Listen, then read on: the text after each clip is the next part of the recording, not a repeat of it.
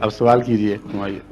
حضور میرا سوال یہ ہے، پہلا سوال، جی احمدی عقیدے کے مطابق نبوت کا دروازہ بند نہیں ہوا. کیا بند نہیں ہوا؟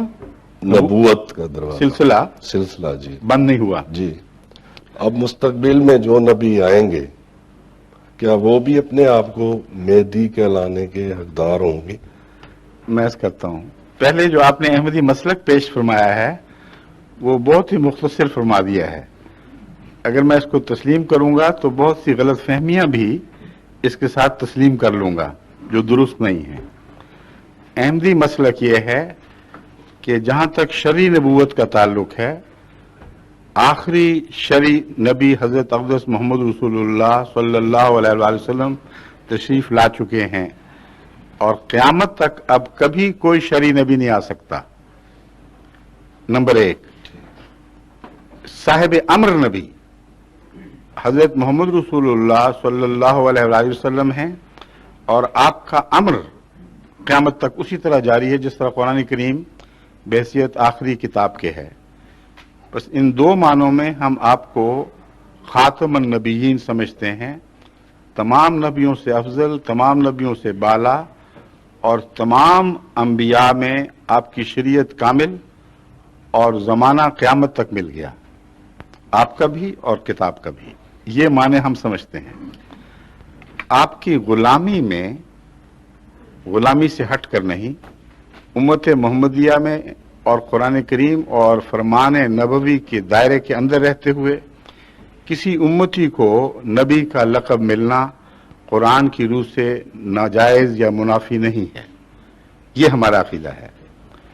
اور اس کی دلیل میں اور باتوں کے علاوہ ہم سورہ نساء کی یہ آیت پیش کرتے ہیں جو میں تلاوت کرتا ہوں آپ کے سامنے.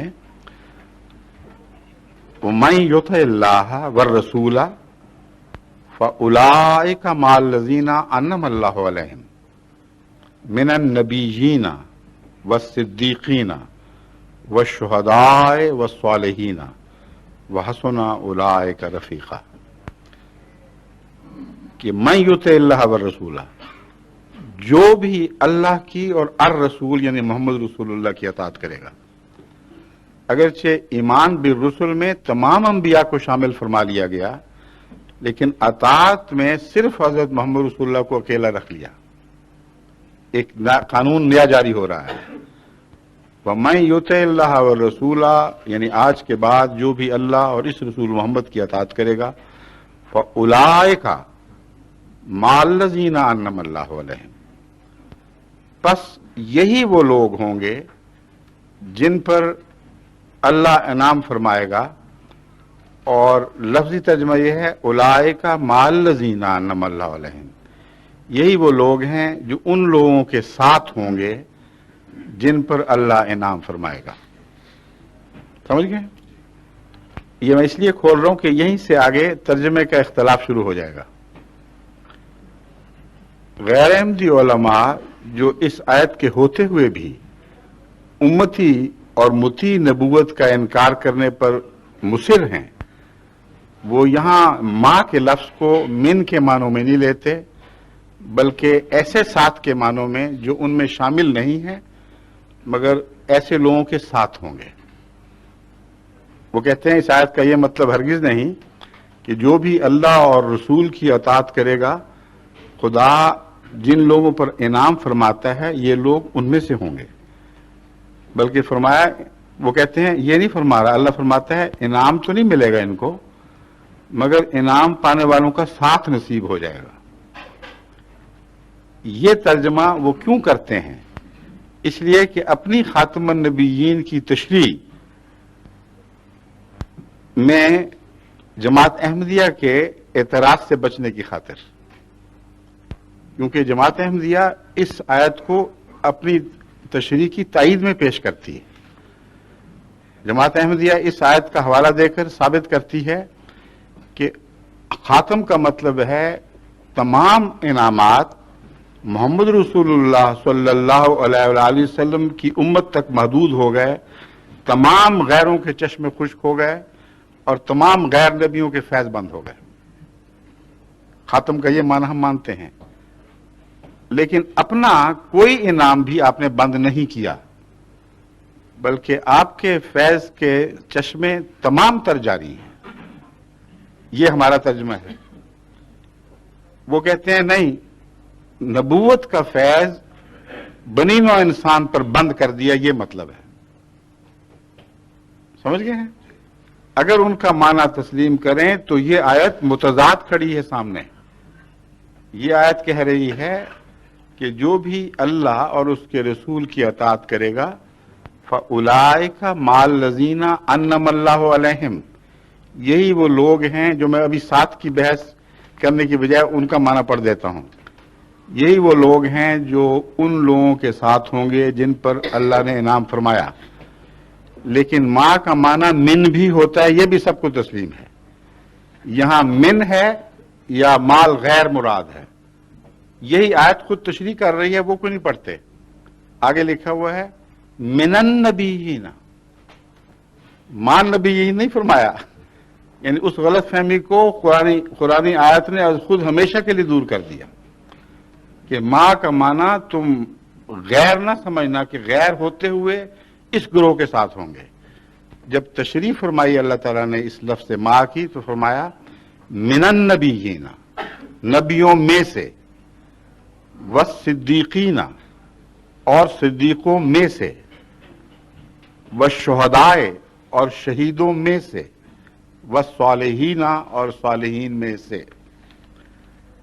دوسری بات یہ اٹھتی ہے کہ اگر یہ تشریح ان کو منظور نہیں اور ماں کے اس معنی پر اصرار ہے جو ساتھ کا ہے لیکن بیچ میں شامل نہیں ہونے دیتا، تو پھر صرف نبوت ہی نہیں بند ہوئی، پھر صدیقیت بھی بند ہو گئی، شہادت بھی اور صالحیت بھی، کیونکہ یہ ماں سب کو کنٹرول کر رہا ہے، ان کے درمیان کوئی تمیز نہیں کرتا۔ مَعَ الَّذِينَ أَنْعَمَ اللَّهُ عَلَيْهِمْ اے من النبیین والصدیقین والشہداء والصالحین وحسن اولئک رفیقا، اور وہ حسن اولئک رفیقا سے اپنے حق میں ایک اور استنباط بھی کرتے ہیں، وہ بھی سمجھانا ضروری ہے، ورنہ وہ بعد میں آپ کو کچھ کہہ دیں گے تو پھر آپ دوبارہ کہاں ڈھونڈتے پھریں گے مجھے۔ ابھی سن لیجئے، وہ کہتے ہیں دیکھو صاف پتہ چل گیا کہ اللہ تعالیٰ فرماتا ہے کہ یہ دوستوں کے طور پر یہ اچھے لوگ ہیں، ویسے بننے کی ضرورت نہیں، ہاں ان کی دوستی اچھی ہے، ان کا ساتھ اچھا ہے، اور ساتھ کا اعزاز کس کو مل رہا ہے یہ سوچتے ہی نہیں۔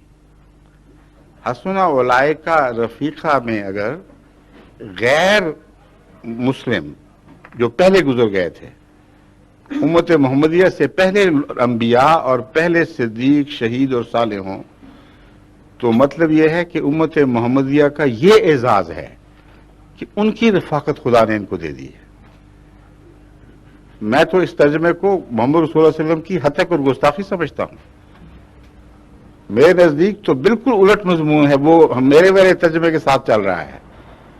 وہ یہ ہے کہ محمد رسول اللہ کی امت کے ساتھ انبیاء اور صدیقوں کی مائیت ان کے لیے اعزاز ہے، نہ کہ ان کے لیے ان کا ساتھ اعزاز ہے۔ بس من النبیین کا معنی من ہی ہے، میں سے، اور ماں کا معنی بھی من ہی ہوا کرتا ہے جب اچھے لوگوں کے حوالے سے بات ہو رہی ہو۔ یہ بات علماء چھپا لیتے ہیں، حالانکہ قرآن ان کو اس بات کو خوب کھول رہا ہے۔ مثلا تمام علماء قرآن کریم کی یہ دعا کرتے ہیں کہ وَتَوَفَّنَا مَعَ الْأَبْرَارِ، قرآن کریم میں ایک دعا سکھائی ہے، وہ دعا کیا ہے؟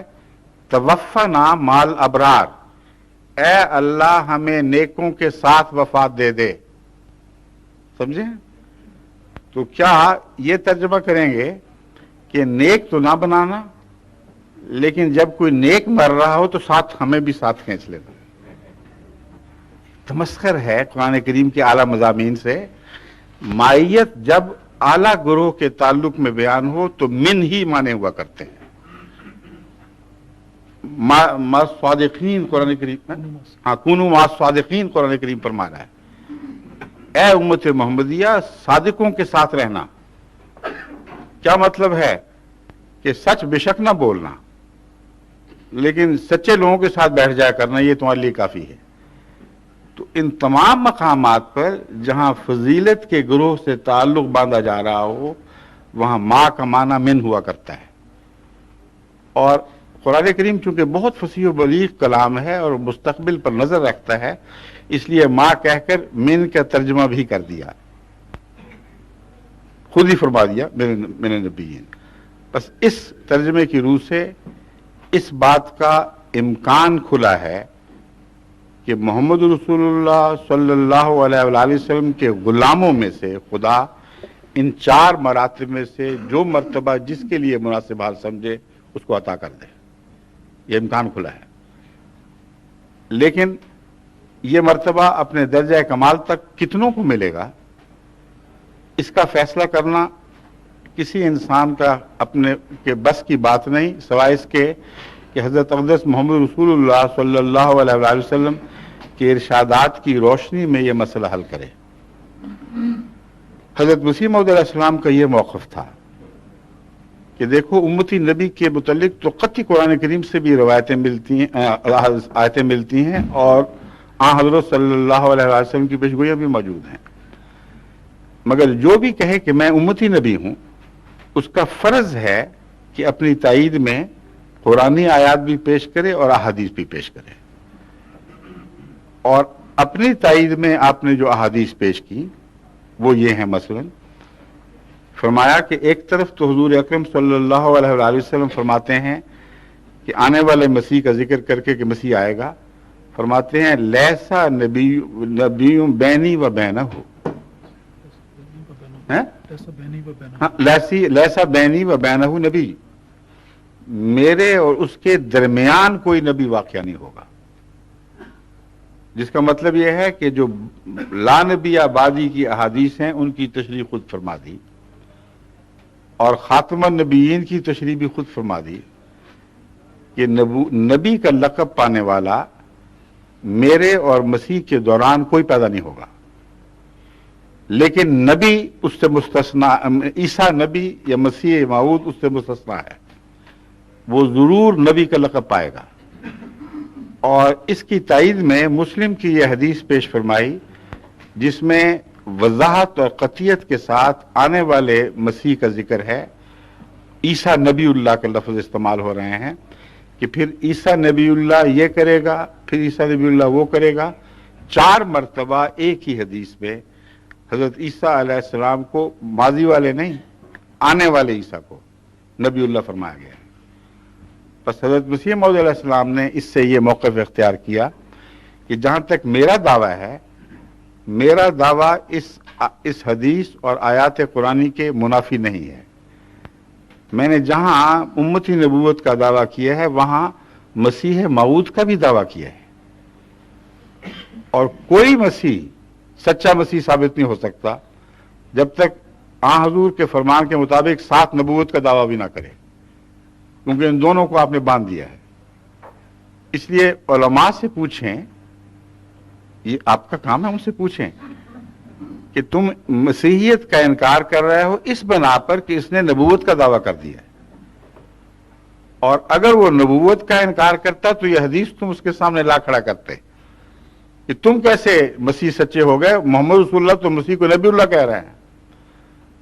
तो ना इधर पांव रखने देते हैं ना उधर पांव रखने देते हैं। अमर वाक़या यह है कि तजाद अगर है तो इनकी सोचों में है। हज़रत सल्लल्लाहु अलैहि वसल्लम की पेशगोइयों में कोई तजाद नहीं है। तमाम अहादीस एक दूसरे से मुंतबिक, एक दूसरे की तशरीह करने वाली, एक दूसरे के मुताबिक हैं। जहां ला नबिया बादी बड़े जोर से फरमाया है, वहां यह भी फरमाया कि लैसा बैनी व बैनहु नबीयुन, उसको ला नबिया की जद में ना लाना, क्योंकि जो आने वाला मसीह है वो जरूर नबी होगा और मेरे और उसके दरमियान कोई नबी नहीं। और फिर उसका जिक्र करके उसको नबीउल्लाह कह दिया। तो हजरत मसीह मौऊद अलैहिस्सलाम का यह मौक़िफ़ था कि मैं तो अपने हक में दलाइल कुरान और हदीस के पेश कर रहा हूं, लेकिन नबूवत, अगर उम्मती नबूवत आ सकती है तो सिर्फ मुझ तक महदूद नहीं है, आइंदा के लिए भी आ सकती है। کیونکہ خدا اس فیض کو بند نہیں کرے گا اگر کوئی اس لائق ٹھہرے خدا کی نظر میں کہ اس کو مسیحیت یا نبوت کا مقام عطا کیا جائے، تو خدا کے ہاتھ کوئی نہیں باندھ سکتا۔ شرط صرف یہ ہے کہ وہ کامل تابع ہو، نئی شریعت نہ لائے، اس شریعت میں تبدیلی پیدا نہ کرے، اور فرمان نبوی سے باہر نکلنے کی جسارت نہ کرے۔ مگر فیصلہ کرنا اللہ کا کام ہے۔ بس آئندہ بھی اگر کوئی ہوگا تو جنہوں نے ایک کو مان لیا وہ اس کو بھی مان لیں گے، لیکن جنہوں نے پہلے کا انکار کر دیا ہو ان کے لیے اگلا ماننا بہت مشکل ہو جاتا ہے۔ اب یہود نے پہلے مسیح کا انکار کر دیا تھا اور محمد رسول اللہ کو بھی نہیں مانا، پھر ان کی بڑی جماعت اس لیے محروم رہ گئی کہ پہلے ایک انکار کر بیٹھے ہیں، آگے سے بھی محروم ہو گئے۔